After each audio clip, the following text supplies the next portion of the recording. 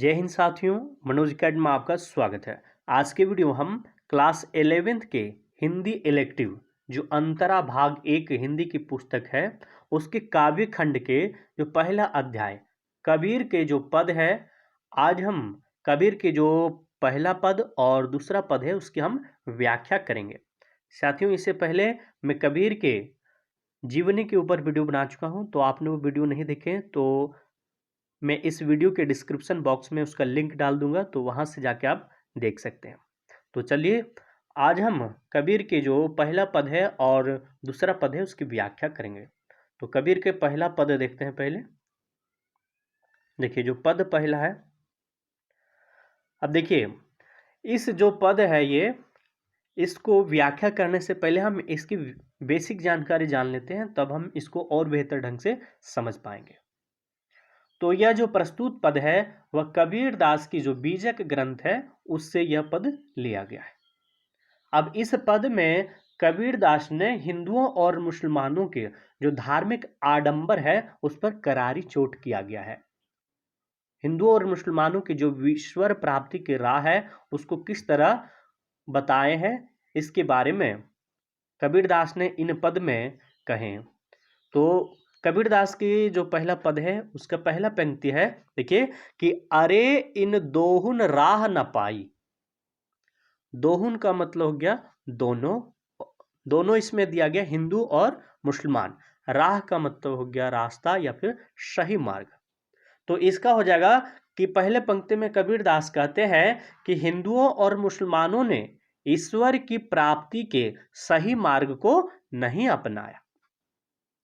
अब आगे कबीरदास अगली पंक्ति में देखिए लिखे हैं कि हिंदू अपनी करे बड़ाई गागर छुआ न दे। और फिर कबीरदास हिंदू पर व्यंग करते हुए कहते हैं कि हिंदू अपने आप को ईश्वर का सच्चा भक्त मानते हुए अपनी प्रशंसा करते हैं। वे अपने पानी के बर्तन को किसी को छूने नहीं देते। इस तरह कबीरदास ने हिंदुओं में व्याप्त जाति पाति की जो ऊंच नीच छुआछूत की भावना है उसको दर्शाया। अब देखिए अगली पंक्ति में कबीरदास कहते हैं कि वेश्या के पायन तर सोवे यह देखो हिंदू आई। अब कबीरदास कहते हैं कि इस तरह जो छुआछूत को मानने वाले हिंदू है वह वेश्या के पैरों में सोते हैं, अपना शारीरिक संबंध वेश्या से भी बना लेते हैं। तब इनकी हिंदुत्व कहां चली जाती है, इनकी हिंदुआई कहां चली जाती है। कबीरदास कहते हैं कि भेदभाव रखकर स्वयं को श्रेष्ठ समझने वाले हिंदू वेश्या के हाथों में बिक जाते हैं। तो कबीरदास ने हिंदू पर यह करारी चोट किया है। अब अगली पंक्ति में मुसलमानों पर व्यंग करते हैं कबीरदास। कबीरदास लिखते हैं कि मुसलमान के पीर ओलिया मुर्गी मुर्गा खाए। तो कबीरदास इसमें कह रहे हैं कि यही दशा मुसलमानों की भी है। वैसे तो ये स्वयं को पीर पैगंबर समझते हैं, किंतु मुर्गा मुर्गी की हत्या कर उसे खाते हैं। जीव हत्या करते हुए उनकी इंसानियत कहां चली जाती है। तो इस पंक्ति में ये कबीरदास कहते हैं।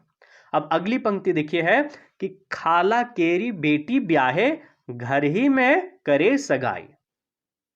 तो इसमें कबीरदास कहना चाह रहे हैं कि ये लोग मौसी की बेटी होती है, खाला, मौसी की बेटी, खाला मतलब हो गया मौसी।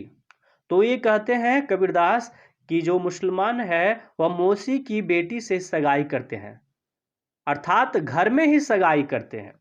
मौसी की बेटी जो बहन के समान होती है उससे विवाह संबंध बना लेते हैं। ऐसे लोगों को ईश्वर यानी कि जो उनके अल्लाह है वो कैसे प्राप्त कर सकते हैं।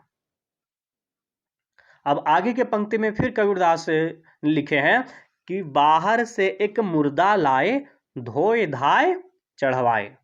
तो कबीरदास इसमें कहते हैं कि मुसलमान लोग हैं बाहर से यानी बाजार से एक मुर्दा, मुर्दा वह मुर्गा मुर्गी या फिर कोई भी मांस हो सकती है, तो उसको कहते हैं कि बाहर से मुर्दा लाते हैं और उसके धोए धाए यानी कि साफ सुथरा करके पकाते हैं। अब आगे की पंक्ति में फिर देखिए कबीरदास लिखते हैं कि सब सखिया मिली जेवन बेटी घर भर करे बड़ाई। अब कबीरदास कहते हैं कि सभी मिलजुल कर उसका भोजन करते हैं, यानी कि जो मुर्दा लाए हैं वो सभी मिलकर भोजन करते हैं। कबीरदास कहते हैं कि स्वयं को खुदा का भक्त मानकर अपनी प्रशंसा करते हैं। ऐसे हिंसक भला अल्लाह के अनुयायी कैसे हो सकते हैं? कबीरदास जी फिर कहते हैं कि हिंदुअन की हिंदुआई देखी, तुर्कन की तुर्काई। कबीरदास कहते हैं कि मैंने हिंदुओं की हिंदुआई और तुर्कन यानी मुसलमानों की मुसलमानी देखी है। ये दोनों धर्म के झूठे आडंबरों के अनुयायी है, ऐसा कबीरदास इन पंक्ति में कहना चाह रहे हैं। अब देखिए आगे का पंक्ति है कि कहते हैं कबीरदास, कहो कबीर सुनो भाई साधु, कौन राह है जाए। अब कबीरदास साधु यानी कि लोगों से कहते हैं कि सुनो, तुमने इन दोनों में से किसके मार्ग को अपनाया है, जबकि दोनों के मार्ग झूठे एवं ढोंग है। अतः इन ब्रह्म आडंबरों से प्रभु की प्राप्ति असंभव है। तो कबीरदास इन पंक्ति के माध्यम से हिंदू और मुसलमानों में जो धार्मिक आडंबर है उसके ऊपर करारी चोट करते हैं। अब ये व्याख्या करने के बाद एक आता है विशेष लिखने का। तो विशेष हम इसमें लिख सकते हैं कि इस पद की जो भाषा है सरल एवं सहज है, इसमें सधुकड़ी भाषा का प्रयोग किया गया है और यह जो पद है वो गाए जा सकते हैं।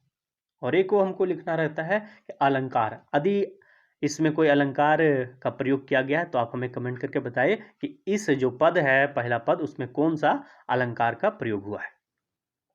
अब देखिए कबीरदास के हम जो दूसरा पद है उसकी हम व्याख्या करेंगे। दूसरा पद देखिए, अभी इस पद की व्याख्या करने से पहले फिर हम इसकी थोड़ी बेसिक जानकारी ले लेते हैं, तब हम इसको और बेहतर ढंग से समझ पाएंगे। तो यह पद जो है वह कबीरदास की जो बीजक ग्रंथ है उसी से यह भी पद लिया गया है। अब इस पद में कबीरदास ने स्वयं को ईश्वर का पत्नी यानी ब्रह्म का पत्नी और ईश्वर या ब्रह्म परमात्मा को अपना पति माना है। और इन पदों के माध्यम से कवि यह बताना चाह रहा है कि जिस प्रकार एक सच्चा भक्त ईश्वर से विरह वेदना को कैसे महसूस करता है, उसी को एक पति और पत्नी की विरह वेदना को दर्शाते हुए इसमें कबीरदास लिखते हैं। तो देखिए पहला पंक्ति कबीरदास इस पद में लिखते हैं कि बालम आओ हमारे गेहरे। बालम यानी कि जो उनके प्रियतम है, पति है, उससे कबीरदास कहते हैं कि आओ हमारे गेहरे, यानी कि आप आइए हमारे घर।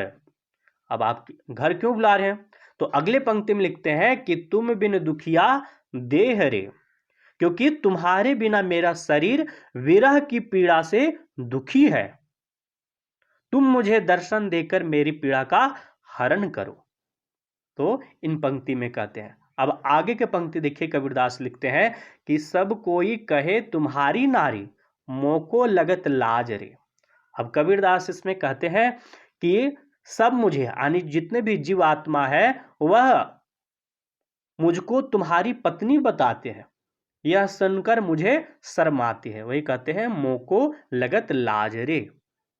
अब देखिए अगली पंक्ति है कि दिल से नहीं लगाया तब लग कैसा स्नेह रे। तो कबीरदास इसमें कहते हैं कि जब तक मुझे घर आकर अपने हृदय से ना लगा लो तब तक तुम्हारा मुझसे कैसा प्रेम, अर्थात तुम अपने दर्शन देकर मेरे प्रेम को पूर्णता प्रदान करो। तो कबीरदास अब अगले पंक्ति में देखिए क्या लिखते हैं कि अन्न न भावे नींद न आवे, गृह बन धरे न धीर रे। अब कबीरदास कहते हैं कि आपके विरह में ना ही मुझे अन्न अच्छा लगता है, मुझे नींद नहीं आती है, तथा घर और बाहर कहीं भी चैन नहीं मिलता। वही कह रहा है कि गृह बन धरे न धीर रे। वही कहते हैं कि घर और बाहर में कहीं भी नहीं हमको चैन मिलता है। अब कवि इसी में कहना चाह रहे हैं कि हमें तो मेरा मन का कहीं धैर्य नहीं रहता, केवल तुम्हारे दर्शन के लिए बेचैन रहता है। अब अगले पंक्ति में देखिए कबीरदास लिखते हैं कि कामिन को बालम प्यारा ज्यों प्यासे को नीर रे। कबीरदास कहते हैं कि एक प्रेमिका को केवल अपना प्रियतम प्यारा लगता है। जिस प्रकार प्यासे को प्यास पानी से ही शांत होती है, उसी प्रकार जीवात्मा ब्रह्म के मिलन से ही मोक्ष प्राप्त करती है। उसी प्रकार कवि कह रहे हैं, जिस प्रकार एक कहता है ना कि ज्यों प्यासे क्यों नीर रे, यानी कि जिस प्रकार एक प्यासे को एक पानी ही उसकी क्षुधा को शांत कर सकती है, उसी प्रकार एक जीवात्मा जो जीव है वो ब्रह्म के मिलन से ही उसको मोक्ष प्राप्त हो सकता है। तो इन पंक्ति में कबीरदास कहते हैं। अब आगे के पंक्ति देखिए, कहते हैं कि है कोई ऐसा पर उपकारी पीयूषो कहे सुनाए रे। अब कबीरदास कहते हैं कि यहाँ आसपास कौन ऐसा परोपकारी है जो मेरे प्रियतम मेरे पति को जाकर मेरा हाल बताएगा, पीयूषो कहे सुनाए रे। तो अगला का पंक्ति देखते हैं। अगला पंक्ति क्या है? कबीरदास कहते हैं, अब तो बेहाल कबीर भयो है बिन देखे जीव जाए रे। अब कबीरदास कहते हैं कि अब तो तुम्हारे विरह में मेरा बुरा हाल है, तुम्हें देखे बिन मेरी जान ही जा रही है, तुम्हारे विरह में मेरे प्राण निकले जा रहे हैं। तो कबीरदास इन पंक्ति के माध्यम से एक पति और पत्नी की विरह के माध्यम से एक जो जीवात्मा है ब्रह्म से विरह की भावना को इस पद में दर्शाया है।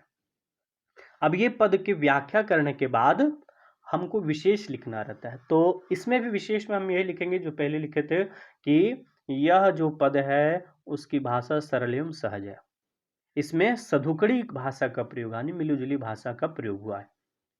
अब इसमें लिखेंगे कि यह पद गेय है यानी इस पद को गाया जा सकता है। उसके बाद आपको इसमें आपको देखना है कि इस पद में कौन सा अलंकार का प्रयोग हुआ है, कौन सा अलंकार का प्रयोग कहाँ पे हुआ है, आप हमें कमेंट करके अवश्य बताएं। साथियों, आपको वीडियो कैसा लगा आप हमें कमेंट करके अवश्य बताएं, और अभी तक आपने हमारे चैनल को सब्सक्राइब नहीं किए हैं तो कृपया सब्सक्राइब कर लें। आपको बहुत बहुत धन्यवाद।